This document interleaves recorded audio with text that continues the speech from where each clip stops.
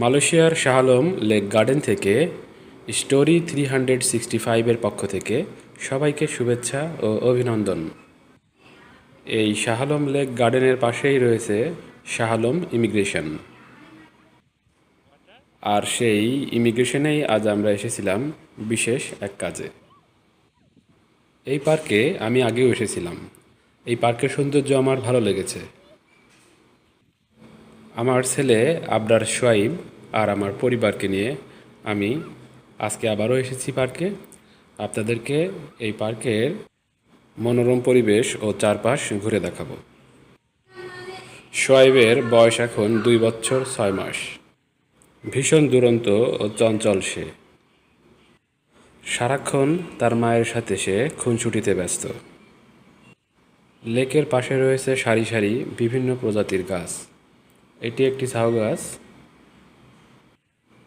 কোভিড-19-এর কারণে lockdown Malaysia. ব্যস্ততম এই পার্ক এখন জনশূন্য প্রায়। মালয়েশিয়ার মানুষগুলো রাষ্ট্রের দেওয়া নিয়মকানুনগুলো তারা মেনে চলে। ব্যস্ততম এই পার্কের অবস্থা দেখেই তা আজ অনুমান করা যায়। সত্যি মনোমুগ্ধকর, অসাধারণ এই পার্ক।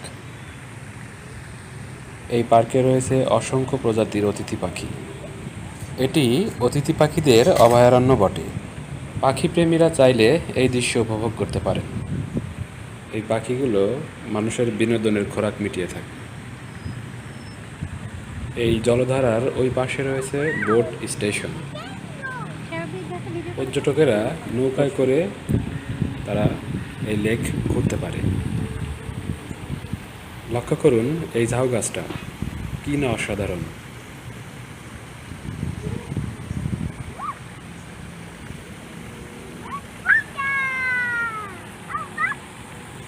আমরাও ঘরবন্দি ছিলাম।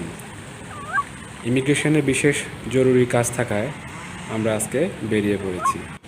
সেই সুযোগে আপনাদের সাথে এই ভিডিওটুকু শেয়ার করলাম। ভ্রমণ মানুষের জন্য যা অত্যন্ত জরুরি। ভ্রমণ মানুষের মনকে বিশালতা এনে দেয়।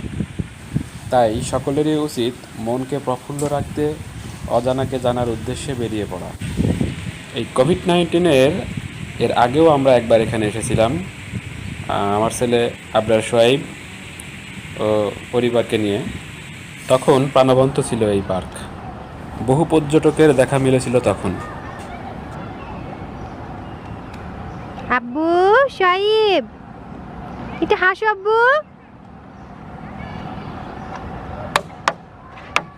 করোনা ভাইরাস থেকে গোটা বিশ্ব মুক্তি পাক এই প্রত্যাশা রেখে শাহ আলম লেক গার্ডেন থেকে বিদায় নিচ্ছি। ভালো থাকবেন সবাই।